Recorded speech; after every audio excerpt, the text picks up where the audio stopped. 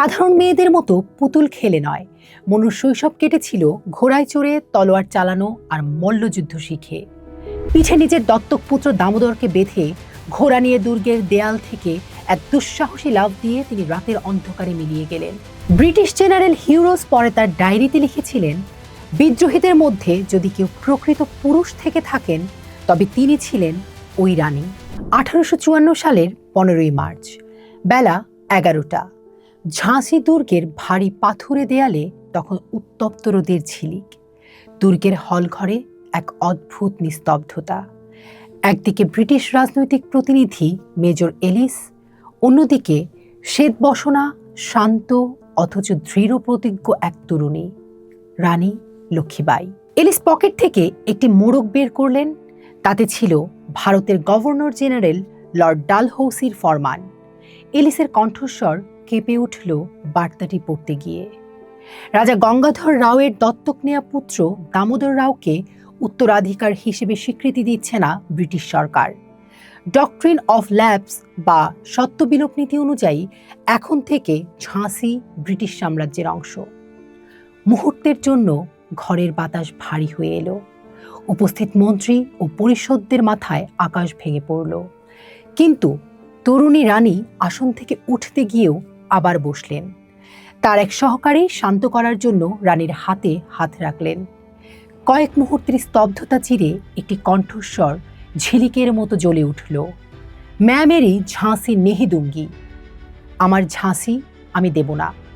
এই একটি বাক্যই বদলে দিয়েছিল ভারতের ইতিহাসের গতিপথ।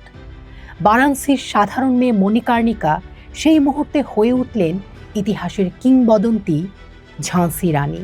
রানী লক্ষ্মীবাইয়ের ছোটবেলার নাম ছিল মণিকার্ণিকা তাম্বে, ডাকনাম মনু। 1835 সালে বারাণসীর এক মারাঠি ব্রাহ্মণ পরিবারে তার জন্ম। বাবা মরপন্ত তাম্বে ছিলেন পেশায় দ্বিতীয় বাজিরাওয়ের উপদেষ্টা।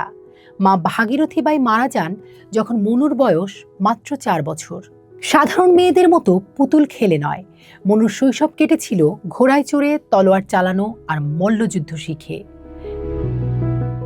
1842 সালে মাত্র 15 বছর বয়সে ঝাঁসির মহারাজা গঙ্গাধর রাও নেওয়ালকারের সাথে তার বিয়ে হয়। বিয়ের পর তার নাম রাখা হয় লক্ষ্মীবাই। রাজা গঙ্গাধর রাও ছিলেন এক অদ্ভুত চরিত্রের মানুষ। কথিত আছে তার শখ ছিল নারীদের মতো সাজগোজ করা, তবে প্রজাদের কাছে তিনি ছিলেন দয়ালু। 1851 সালে তাঁদের একটি পুত্র সন্তান হয়, কিন্তু মাত্র 4 মাস বয়সে সে মারা যায়। ভগ্ন হৃদয় রাজা মৃত্যুর আগে দামোদর রাও নামে একটি শিশুকে দত্তক নেন, কিন্তু ডালহৌসির সাম্রাজ্যবাদী ক্ষুধার কাছে সেই দত্তক পুত্র ছিলেন কেবল একটি অজুহাত। রানী লক্ষ্মীবাই শুরুতে যুদ্ধের পথ বেছে নেননি। তিনি লড়েছিলেন আইনি লড়াই।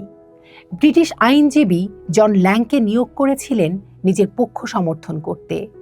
জন ল্যাং তার বইতে লিখেছিলেন রানীর অদ্ভুত ব্যক্তিত্বের কথা।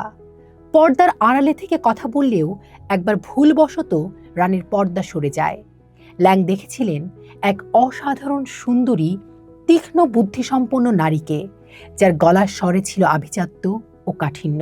ল্যাং অবাক হয়ে ভেবেছিলেন ডালহৌসি যদি একবার এই নারীকে দেখতেন তবে হয়তো ঝাঁসি কেড়ে নেয়ার সাহস করতেন না।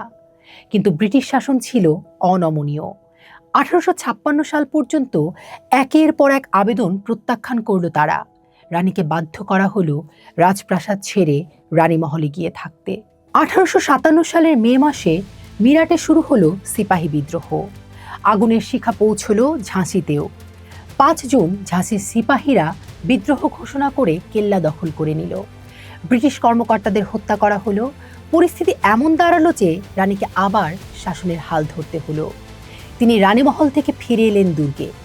এবার তার অন্য রূপ। পরনে পুরুষের পোশাক, কোমরে রূপলি তলোয়ার আর পিস্তল, মাথায় পাগড়ি। তিনি দুর্গের ভিতরেই অস্ত্র ও বারুদ তৈরির কারখানা গড়ে তুললেন। ব্রিটিশ আক্রমণের আশঙ্কায় দুর্গের চারপাশের সব গাছ কেটে ফেলার নির্দেশ দিলেন, যাতে শত্রু সেনারা একটু ছায়াও না পায়। 1858 সালের মার্চ মাসে জেনারেল হিউরোজের নেতৃত্বে ব্রিটিশ বাহিনী ঝাঁসি অবরোধ করে। দীর্ঘ 2 সপ্তাহ ধরে চলল অসম লড়াই। হিউরোজ অবাক হয়ে দেখছিলেন ঝাঁসির গোলন্দাজদের দক্ষতা। রানী নিজে ঘোড়ায় চড়ে পরীক্ষা পরিদর্শন করতেন।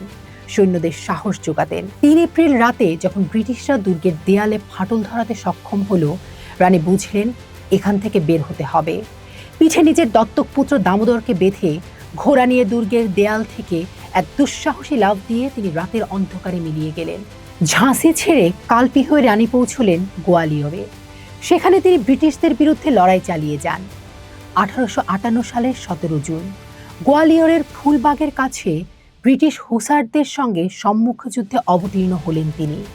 তলোয়ারের লড়াই চলাকালীন ব্রিটিশ সৈন্যদের আঘাতে তিনি ঘোড়া থেকে পড়ে যান। রক্তাক্ত রানীকে তার অনুগামীরা পাশে একটি মন্দিরে নিয়ে যায়। মৃত্যুর আগে তার শেষ ইচ্ছা ছিল, আমার শরীর যেন ব্রিটিশরা স্পর্শ করতে না পারে। মন্দিরের পুরোহিত তাকে গঙ্গার জল দিলেন। কয়েক মুহূর্তের মধ্যে নিভে গেল ভারতের ইতিহাসের এক উজ্জ্বল শিখা। তার সৈন্যরাই দ্রুত চিতা সাজিয়ে তার শেষকৃত্য সম্পন্ন করেন। ব্রিটিশ জেনারেল হিউরোজ পরে তার ডায়েরিতে লিখেছিলেন, বিদ্রোহীদের মধ্যে যদি কেউ প্রকৃত পুরুষ থেকে থাকেন তবে তিনি ছিলেন ওই রানী। সময়ের অন্য পাঠ দেখুন। থাকুন ঢাকা পেপারসের সাথে।